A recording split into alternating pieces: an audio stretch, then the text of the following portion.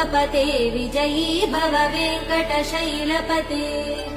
स चतुर्मुख षण्मुख पञ्चमुख प्रमुखाखिल दैवतमौलिमने शरणागत वत्सल सारनिधे परिपालय मां वृषशैलपते अतिवेलतया तव दुर्विषहै अनुवेल कृदै प्रपराध सदैः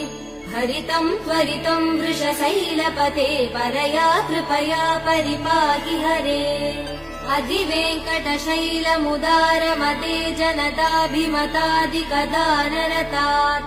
परदेवदया गदितान् निगमै कमलादयितान् परं कलये कलवेणुरवा वसगोपवधू शतकोटिवृतात् स्मरकोटिसमात् प्रतिवल्लविकाभिमदात् सुखदात् वसुदेव सुधान्न परं कलये